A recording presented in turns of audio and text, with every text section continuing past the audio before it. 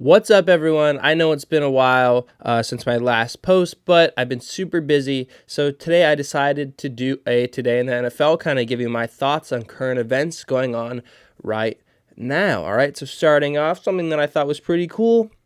Talking about the Baltimore Ravens. Now, they're going to sign Dez Bryant to their practice squad, so that's kind of cool.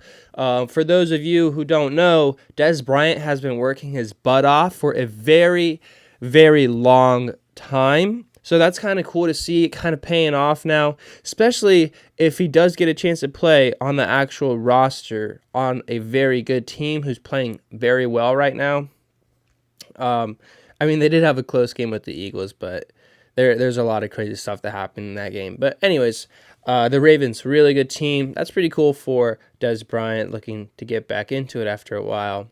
Not only that, they traded for Yannick Ngakoue. Oh my gosh. Just to add to this stacked roster, that's ridiculous. This team is so good, and they're getting even better. This defense this year has been playing really well. And Calais Campbell, right? They just got him, and now they're going to get his old teammate. Yeah, they're a force to reckon with for sure. That defense is just insane. Like, this was a defense before the season started. I think a lot of people, but I'm saying for myself, but I think also a lot of people were just like, whoa, like, this team's going to be a problem now. They're really good before. Now their defense is getting better. The Ravens are going to be a crazy team. So we're going to stay in that division and actually talk about the Browns. So Baker Mayfield is actually upset at the 4-2 start. Last game he was in the game, I think he went out late because of his rib injury, and not only that, they were getting blown out. So, the Browns, I really like the Browns. I think like a lot of other NFL fans, like, we want to see the Browns do good like they're supposed to with the team that they have. And we have seen those spurts. But when it comes to playoff teams, like you have the Steelers and the Ravens, they're just getting obliterated. So it seems like they're still making moves in the right direction. They're just not as good as those teams yet. Those teams that have always been good. Like I've talked about before, the teams that have a culture of winning, a team that has culture of making the playoffs. Both those teams are a lot better than the Browns right now. The Browns, they have a lot of potential, and I think now they're starting to get there. Not quite there yet, but they are starting to get there. Another quarterback who's a bit upset, Ryan Fitzpatrick. Oh, real quickly though, back to the Browns. I just wanted to react to Odell Beckham throwing like a tantrum on the sideline and taking off his shoes. I'm a really big Odell fan, but that kind of stuff is really annoying as a teammate. And I would assume if you're a Browns fan, you don't want to see stuff like that. But as a teammate, as someone who's played with people like that, who get really dramatic and act like they're some type of leader for doing that, it's very frustrating because I've been around dudes who do that kind of stuff, and it's just really annoying because from the teammate's perspective, it's like, dude, you're not our captain. Like, why are you throwing a tantrum right now? Like, if you want to be a leader, the best thing you should do is try to bring people up and, like, let everyone know that we got to, fix things in a more productive way rather than throwing the tantrum. And, like, I will say, I am a big Odell fan, but I'm not a fan of that. It's very stupid in my opinion. But anyways, back to another quarterback who has been upset. Ryan Fitzpatrick surprised. Okay, not really surprisingly. It is surprising, but then it's not. Now, the reason why I say it's surprising that he's upset over getting benched for Tua is because I'm like so positive that earlier in the season, I'm even going to look it up right now. I'm pretty sure earlier in the season, Fitzpatrick said he was a placeholder for Tua on August 1st. This is according to Pro Football Talk, NBC Sports, okay? Ryan Fitzpatrick, I'm Tua. Dude, I don't even know how to say his last name. I still don't know. Anyways, I'm Tua's placeholder and cheerleader. Now, maybe he's upset because he thought that, of course he was going to be the placeholder for when Tua's ready, but maybe he thought since he was doing so well, like, there's no reason to. Which actually makes sense. But, going into this, he knew that they wanted to get Tua in. So that's why it's really interesting, because he even said that himself and it's time. And he said it was heartbreaking.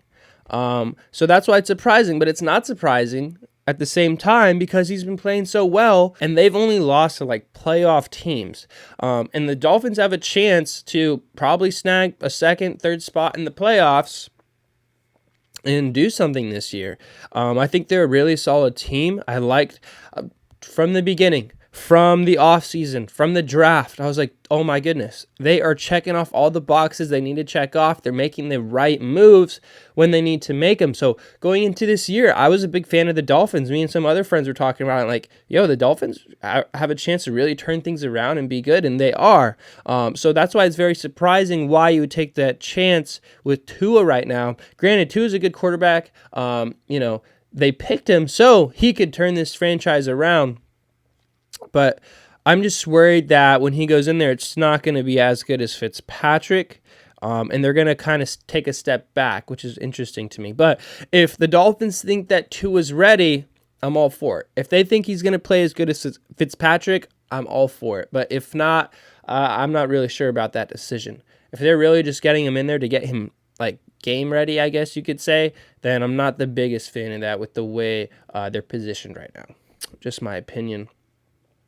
Next, we're going to talk about Le'Veon Bell. So Le'Veon Bell on the Chiefs now. Chiefs probably really got a steal here. So Le'Veon Bell was talking about how his skill set matches that offense, and oh boy, it does. Le'Veon Bell a few years ago was probably the best running back in the league. Not only that, the best receiving back in the league. So that's going to be insane. Him and Clydro can definitely both get in the mix. That's going to be so much fun to watch once Le'Veon Bell gets situated with the Chiefs. It's going to be really cool to see them subbing in and out and really just doing work. And that Chief offense is just getting better and better. I think they really got to steal with Le'Veon. I think people forget how good this guy really is because of how good he was. But it makes sense. I mean, he hasn't been playing where he has been playing or where he has played in the past. Since he went to the Jets, but yeah, Le'Veon Bell, I think he's gonna have he's gonna revive his career right now with the Chiefs. So next we are actually gonna chat about the Cowboys. So the Cowboys players are verbal about how they feel about the coaching. Got some players that are upset at McCarthy and staff. Now, here's my thing: did McCarthy have a good enough chance so far? I'm going to say not. I mean, I don't understand what's going on behind the scenes, but like, come on, can we be aware? Look at what's going on. Look at all the players who are injured. You're upset after they lost with Andy Dalton. Some people are saying like Alton's pretty solid. Maybe that is because of the coaching staff, but I doubt it. They had like all 5 of their linemen out, or at least I think 4 to start the game, right? And then who was it? Zach Martin. He got out, so I'm pretty sure. I could be wrong. I don't pay attention to that too much. But, yeah, come on. He doesn't have a fair shot right now. I mean, you guys, I think even in the first game, you guys were kind of banged up too. So, I don't know. We'll see what happens. It's just classic Cowboys, right? And at the end of all this, even with players upset, you guys are still 2-4. And, and they're leading the division. That is the most ridiculous thing to me.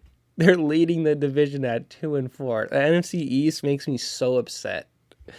I tell my friends that they should forfeit their playoff spot. Yeah, that's ridiculous. Another person who's upset, a lot of people upset today. Another person upset is John Ross. John Ross, I think he requested a trade. I could be wrong.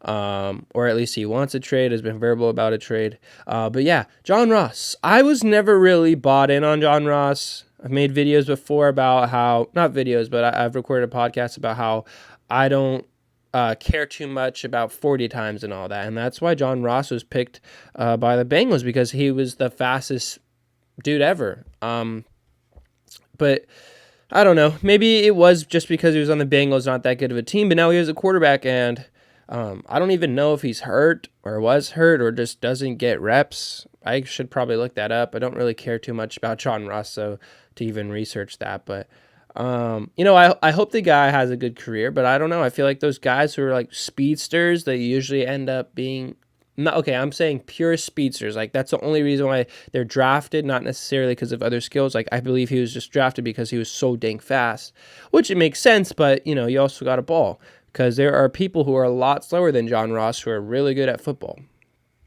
But yeah, I do hope that John Ross actually has a better career and kind of turns it around and finds his fit. That would be really cool to see. Because you don't want to see busts. You want to see players who are drafted high do what they're supposed to do. So that's why I'm rooting for John Ross, and I really hope he does do better in his career. So those are some stories that I thought were pretty interesting and I wanted to talk about today.